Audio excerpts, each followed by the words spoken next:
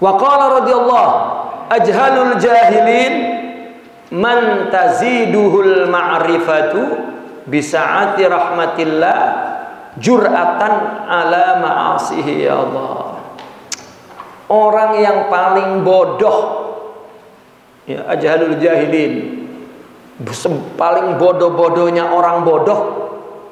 Ini bodohnya bukan bodoh ilmu, ya, bodoh kepada Allah. Berarti sama sekali enggak kenal Allah, enggak ingat Allah, ya.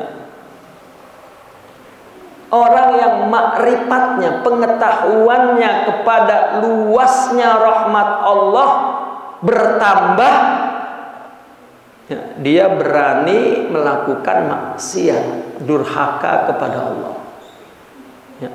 Makin pengetahuannya bertambah, ilmunya bertambah, tetapi maksiatnya juga makin berani. Ini ajhalul jahilina billah. Maka mengenal Allah itu bukan dengan pikiran, bukan. Karena mengenal Allah dengan pikiran, kalau pikirannya terganggu, lupa sama Allah. Tetapi kalau mengenalnya dengan ruh, ruh ini adalah satu bentuk tingkatan iman, tingkatan kesempurnaan rohani yang tinggi, itu ruh. Maka orang sufi menyebut jasad, qalbu, fuad, ruh, untuk menunjukkan bahwa dia makin mendapat kesempurnaan dari Allah. Artinya dia makin dekat kepada Allah, makin beriman kepada Allah, makin mengenal Allah, makin takut kepada Allah. Nah ini, ya, gimana kalau mereka tidak meletakkan satu istilahat terminologi, ya, di bawahnya fuad,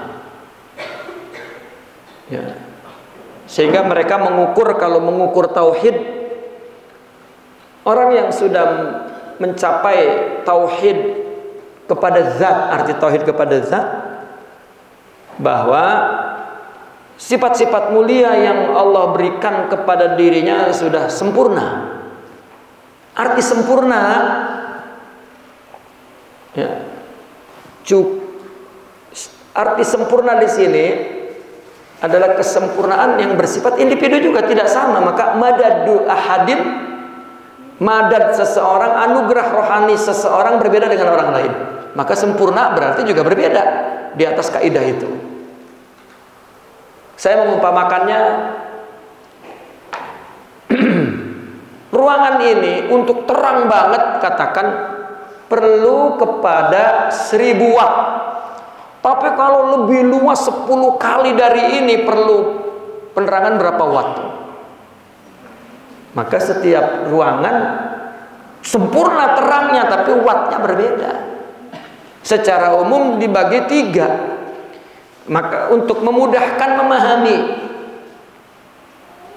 ya, kenapa dikaitkan dengan ma'rifatul af'al, ma'rifatul sifat, ma'rifatul dzat? Ya, karena fi'il ini berkaitan dengan fisik, irodah, keinginan. Fisik ini punya keinginan apa? Makan, minum, nikah, santai-santai, istirahat. Sholat, ibadah, bukan keinginan ini. Itu keinginan Tuhan. Begitu mereka menjelaskannya. Tetapi ketika kita melakukan sholat tubuh ini, berarti irodah kita ditundukkan kepada irodah Allah. Orang yang rajin ibadah atas dasar ilmu yang diperoleh dengan akalnya dari wahyu, ini tauhidnya disebut irodah, tauhid irodi katanya. Banyak istilahnya, tauhid tauhid irodi, tauhid af'al, tauhid apalah. Itu untuk menunjukkan tingkatan kesempurnaan rohaninya. Kalau masih dalam tataran ilmu dan amal, dan dia masih takalif, masih beban, masih berat, karena ibadah itu dipikul oleh rohani, hidayah namanya. Apabila dia telah memaksakan dirinya untuk Allah, maka baru Allah tajalikan sifat-sifat mulia. Ini berarti dia sedang melakukan tahalli dan tahalli. Maka dia mendapatkan sifat-sifat rohani. Nah, jika dia sempurna, maka tingkatan rohaninya fuad, kalbu. Ya, kalbu ini sedang proses, karena kalbu itu kan berubah-ubah. Ya, sedang proses. Jika sudah sempurna disebut fuad. Disebut ini sifat, ini asma katanya. Apabila sudah sempurna menurut ukuran dia, menurut ruang jiwanya, apa?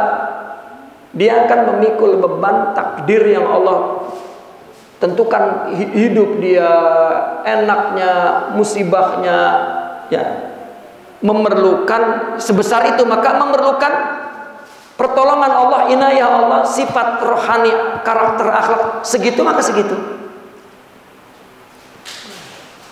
Contoh saja, orang punya istri satu, cukup punya rumah satu. Misal ini, ya, cukup punya rumah satu dan duitnya juga sekian. Kalau dua, ilok satu rumahnya, mengkucing, ya, dikurungin gitu. Ya kalau belum punya rumah dua, ya terpaksa dikurungin di satu rumah dah. Gitu. Asal jangan saling nyakar ke. Ya. Nyakari loh. Usah deh. Nyakar. Kukunya Pak, soalnya itu nggak digunting. Kalau digunting mah kukunya nggak nyakar Pak.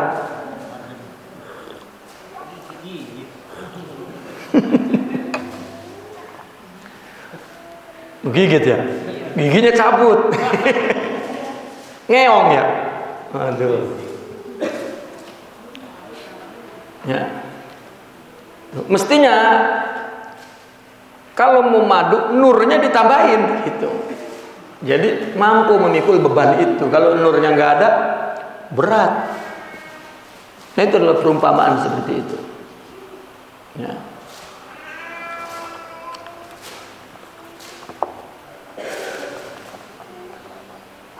Nah, maka itu sebab orang yang bertambah pengetahuannya akan luasnya rahmat Allah, ya, tetapi berani kepada maksiat, itu aja halul jahili.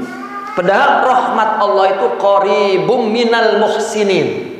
Orang kalau secara tasawuf berbeda memaknakannya. Kenapa di Al-Quran dikatakan inna rahmatallahi qaribun minal muhsinin? Rahmat Allah itu dekat kepada orang yang muhsin. Ya, orang muhsin itu ada dua orang, ya, yang khas dan khawasul khas. Yang apa?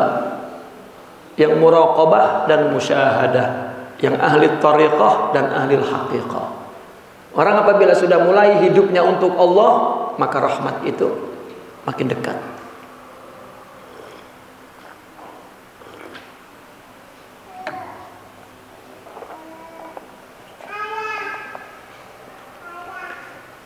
Nah, dengan begitu maka bertambahlah takutnya. Ya, bertambah takutnya.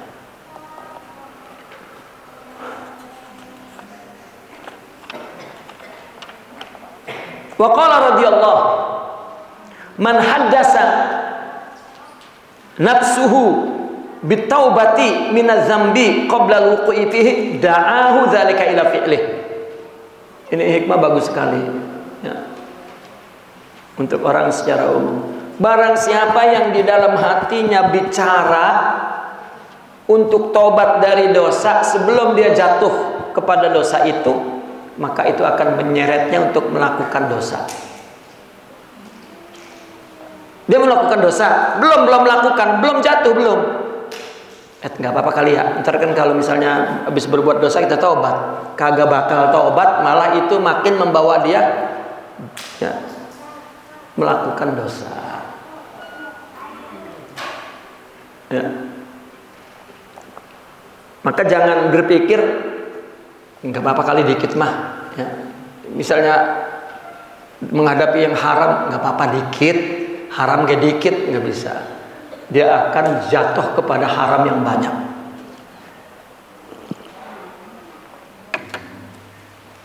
Itu. Emang makanan kalau sedikit nggak nyugrak. Ya, tetap. Jadi man haddasa nafsuhu bitaubah minadz dzambi qabla al-wuqu'i fih. Ya. Udah enggak apa-apa ntar taubat. Seperti anak-anak muda kan? Itu. Kita mejeng yuk. Dosa, istighfar juga hilang. Nah, itu. Ya. Itu meremehkan, itu min muhaqqaratiz dzunub. Ya. Rupanya Nabi memberitahu dalam hadis bahwa ada malaikat khusus, ya, punya ada buku khusus tuh untuk setiap orang, itu ditulis oleh malaikat khusus dosa-dosa yang diremehkan, dianggap remeh, dosa kecil yang nah seperti tadi itu jadi di akhiratnya jadi. Ya. Maka dosa itu sebetulnya untuk diampunkan oleh Allah, bukan untuk dikutuk. Maka kita pun jangan sekali-kali mengutuk orang yang berbuat dosa, merendahkan, menghina, terus jatuh di mata kita, jangan. Paling kurang itu pelajaran bagi kita. Ya, karena hati siapa yang memegang, semuanya Allah. Ya. Kita tidak boleh lupa bahwa kita berada di tangan Allah.